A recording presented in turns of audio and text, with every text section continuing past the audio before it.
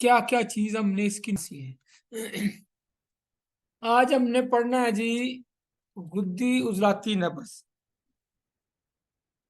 गुद्दी उजलाती नब्ज क्या होती है? ये आपको पता है, सब साथियों को पता है कि गुद्दी उजलाती नब्ज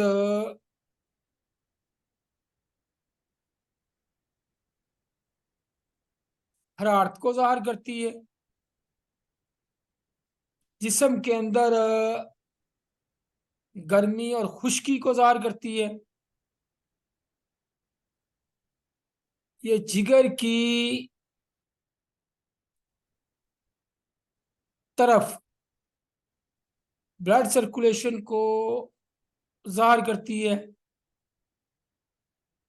जब जिगर में जब जिस्म में हरारत बड़ी होती है,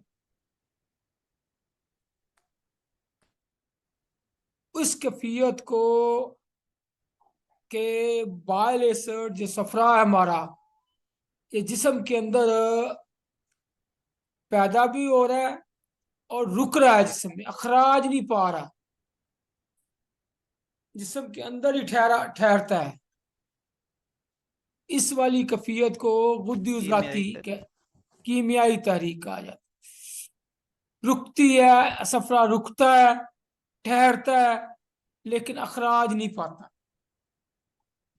अब इसकी इस कैफियत को नब्ज कैसे बताएगी? बॉडी में जब यह कैफियत होगी तो नब्ज हमने पढ़ा था। उजलाती गुद्दी नब्ज में नब्ज ऊपर होती है और 3 उंगली तक होती है। ये उजलाती गुद्दी में हमने ये भी पढ़ा था, उजलाती गुद्दी में हरारत शुरू हो जाती है। जब हरारत शुरू हो जाती है, लेकिन गलबा खुश्की का ही होता है। लेकिन गुद्दी उजलाती में गलबा जो है वो हरारत का हो जाता है। जब हरारत का गलबा हो गया, खुश्की के ऊपर हरारत गालब आ गई, लेकिन स्टिल उजलातियत बाकी है, खुश्की बाकी है, टोटल खत्म नहीं हुई। तो क्या होगा? अब नब्ज का मुकाम बदल जाएगा। अब नब्ज जो है पहले मुकाम से दूसरे मुकाम में चली जाएगी, थोड़ी नीचे हो जाएगी, थोड़ी सी हल्की सी दबाना पड़ेगा। उजलाती में दबाना नहीं पड़ता, लेकिन गुद्दी तहरीक में यानी गुद्दी उजलाती तहरीक में हाथों को थोड़ा दबाना पड़ता है, फिर वो नजर आएगी। ये गुद्दी मुकाम है। यानी गुद्दी मुकाम वो मुकाम है जहां पे आपको थोड़ा सा अपनी उंगलियों को दबाना पड़े, फिर नब्ज महसूस हो। यानी नब्ज बिल्कुल ऊपर ना हो, मुशर्रफ ना हो, और ना ही बिल्कुल नीचे बैठी हुई हो, मिडल में हो, सेंटर में हो। थोड़ा सा पुश करने पर नब्ज महसूस हो, लेकिन इसका रुझान जो है वो बुलंदी की तरफ ही होता है, पस्ती की तरफ नहीं होता, मुनखफस की तरफ नहीं होता, मुशर्रफ की तरफ ही होता है। क्यों? उजलातियत अभी बाकी होती है। बुद्धि उजलाती तहरीक में उजलातियत अभी बाकी होती है, खुश्की अभी जिस्म के अंदर मौजूद होती है। तो लिहाजा नब्ज का रुझान भी जो है ऊपर ही की तरफ होता है, नीचे असाबियत की तरफ नहीं जाता।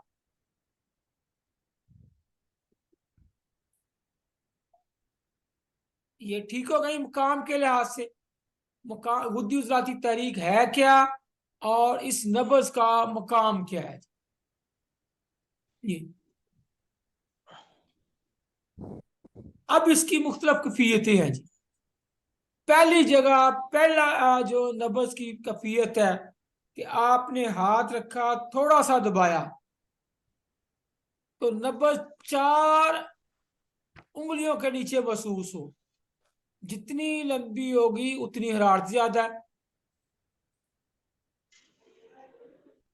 तो वो गुद्दी उजलाती नब्ज होगी। हरारत की उसमें फरावानी है, हरारत की ज्यादती है, जरूरत से भी ज्यादा हरारत है, ये होगी। एक तो नब्ज से, दूसरा ये मुशाहदे से जो चीजें नजर आती हैं, जो ऑब्जर्वेशन है, ज़ाहर। नंबर टू, उसका लमस जो होगा, जो ही आप हाथ रखेंगे तो जो लमस होगा वो भी हार होगा, हरारत बताएगा। लमस भी, लमस हरारत बताएगा, तो ये इस बात की अलामत होगा कि जिसमें हरारत की ज्यादती है। अब आपने ये वाला, ये फर्क है कि ये हरारत आरजी है या मुस्तकल है, बुखार की है या किसी और वक्ती हरारत की है, आग के आगे से उठ के आया। ये एक तबीब ने फर्क कर लेना है। हम कर रहे हैं बात जो उसके मजाज के अंदर मौजूद है, उसकी उस वो हरारत महसूस हो उससे। अच्छा, ऐसा ये होगा तो कर रहा है नबज। सारे सत्य तक नबज का जो कर रहा है, जो ठोकर है, अगर कमजोर हो, अगर कर रहा है नबज कमजोर हो, वीक हो, इसका मतलब क्या है? इसका मतलब यह है कि गुद्दी तहरीक जो अपनी तहरीक की अलामतें दे रही थी, तहरीक की अलामतें क्या होंगी? सो से नाजा जीम, कसरत बदखाबी, इम्तलाउ दिमाग, सो सलानुर रहम, ये आम जनरल जो अलामतें गुद्दी तहरीक की हैं वो आ जाए। अच्छा, अब अगर उसका कर्रा जो है, उसकी ठोकर जो है, वो कमजोर है, वीक है, इसका मतलब ये है वीक होने का, ठोकर के वीक होने का।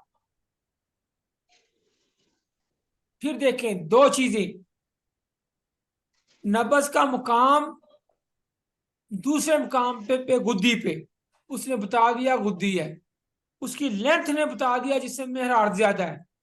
अब जो उसकी तीसरी चीज है ठोकर, वो वीक है। तो वीक बता रही है कि जिसम के अंदर, उजलात के अंदर तहलील शुरू हो गई। अब तहलील की अलामतें भी आपने बतानी है, तहरीक की अलामतें भी और तहलील की अलामतें भी। तहरीक की सूरत भी हो जाएगी, थकावट भी ज्यादा होगी, तो इसमें यहां पे आपने तहलील की अलामतें जितनी हो सकती है वो बता देनी। जसूस कौन सा है हमारा, जिन कौन सा है, वो कर रहा है नबज का वीक होना।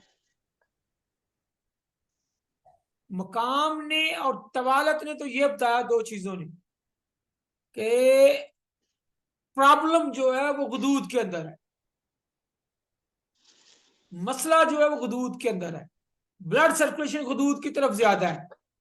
और कर रहा है नबज ने हमें बताया, उसने अपना नुकसान जो करना था, जो तहलील वाले अलामत है वो भी देना शुरू कर दी।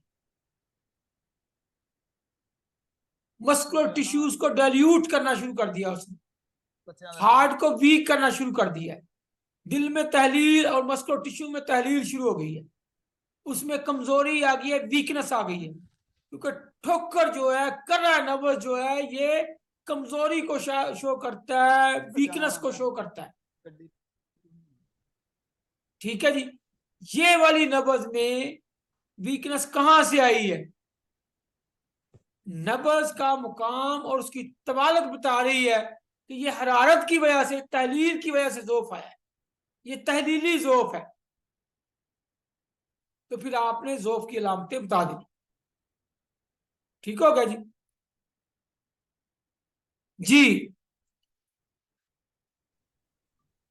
ये मैंने बता दिया। सबसे पहले आपने नब्ज देखी, मकाम देखा, उसकी तवालत देखी, दो चीजें देखी तो आपको पता चल गया ये तहरीक गुद्दी है। और नब्ज 4 उंगलियों पे थी तो पता चल गया गुद्दी उजलाती है। रुझान उसका ऊपर ही की तरफ होगा, नीचे की तरफ नहीं होगा, क्योंकि उजलातियत अभी बाकी है। लमस भी हार है, जिसम में गर्मी खुश्की है। बाकी भी आप लामते बॉडी की देख लेंगे, गर्मी खुश्की की आंख से भी देखेंगे, नाखून से भी देखेंगे, बॉडी को भी देखेंगे, उसमें पिलाहट नजर आएगी। फिर आप बताएंगे सोच कब्ज कुलिया गुदद मसाना, जिगर के अंदर सोजश है, किडनीज में सोजश है, गुदुद के अंदर सोजश है, मसाने में सोजश है। अगर बच्चे हैं तो स्पेशली फिर सोजश से लोजातैन, ये टॉन्सल्स हैं उनके उन्हें। और नौजवान है तो मसाने में बिलखसूस फिर मसाने की फिर अलामतें क्या होंगी? एक तरफ से शुरू कर लेना ना आपने, तरतीब से, ताकि जेहन में रहे। पहले जिगर की, गुदद की बता दें, मसाने की बता दें, गुदद की, फिर मैदे की, आंतों की, फेफड़ों की, तहरीक मुकम्मल हो जाती है। तहरीक की फिर तहलील की बता दें, फिर तस्कीन की बता दें, तो मुकम्मल वो हो जाएगी, तशखीस मुकम्मल हो जाएगी तरतीब से। जी, सो से कब तो कुलिया गुदद मसाना। अब अगर नौजवान होगा तो फिर उसमें मसाने में क्या होगा? हिद्दत होगी। हिद्दत से क्या होगा? सूरत होगी। तो आपने सूरत भी बता देनी है। सो से नायजा। जी, अगर टीनेजर हैं तो जी भी साथ, झलक। और कसरत बदख्वाबी, अगर बच्चियां हैं, जवान है और गुद्दी तहरीक है उनकी, तो फिर सो सलानुरहम, उसर तमस, कसरत तमस। ये सारी मसाने की और रैम की अलामतें सारी आपने आपके जहन में एक ही नुकता होना, सो से कब्दो कुलिया गुदद मसाना, मसाने की आपने फिर उससे रिलेटेड अलामतें बतानी। अच्छा जी,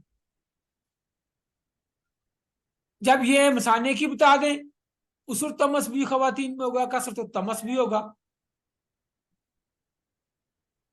सो सिलानुरहम भी होगा, लिकोरिया, गुद्दी लिकोरिया, और उसमें जलन है। इसमें अलामत ये है, गुद्दी तहरीक की अलामत ये है कि उसमें जलन, बेचैनी। अब नफ्सियाती पे आ जाइए इसी तरह, उसमें बेचैनी होगी, मरीज में इस्तराब होगा, उजलत होगी उसमें, ये बेचैनी और इस्तराब की वजह से। अब मैदे की तरफ आ जाए, फमे मैदा पे बाइल एसिड की वजह से जलन, मैदे की झिल्ली में, उसमें सोजश। उसके बाद आंतों पे आ जाए, आंतों में सोजश। आंतों में सोजश हो तो क्या होता है? टाइफाइड, पेचस, मरोड़, टाइफाइड पेचस, बट मरोड़। बट मरोड़, पेचस। ठीक, लेकिन एक आपने तरतीब कायम रखनी है। अच्छा, वो सोच से अमा जो है, मैदा व अमा, अमा जो है ये, अगर इसमें सोजश है डेट मीन टाइफाइड। अब अगर जिसम भी मरीज का दुबला पतला है, स्लिम स्मार्ट है, और उसकी तहरीक भी गुद्दी है, तो आपने क्या देना है कि आपका टाइफाइड बिगड़ा हुआ है? अगर उस वक्त नहीं है, बिगड़ा होता है, उससे पूछ लेना कि आपको टाइफाइड हुआ था, बुखार हुआ था बचपन में या कहीं भी, तो वो डेफिनेटली टाइफाइड उनका बिगड़ा होता है। अच्छा जी, उसके बाद फिशार दम आ जाए। फिशार दम कभी हार्ट की, दिमाग में बेचैनी, इसराब, जोफ़े कलब, खफकान कलब। इस तरह ये आपकी गुद्दी तहरीक की अलामात जो है वो मुकम्मल हो जाएगी। अगर गुद्दी तहरीक अगले दर्जे में है, यरकानी है, जो गुद्दी तहरीक के आपने क्रूरे पड़े हुए हैं, तो 10 मुफरद जुड़े हुए हैं।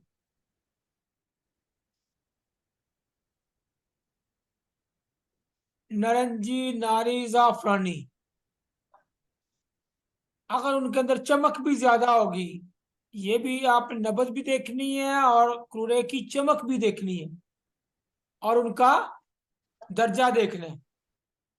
इवन जो आपने असहब वर्दी, अहमर कानी, अहमर अख्तम जो है, वो भी की एतराक की अलामतें।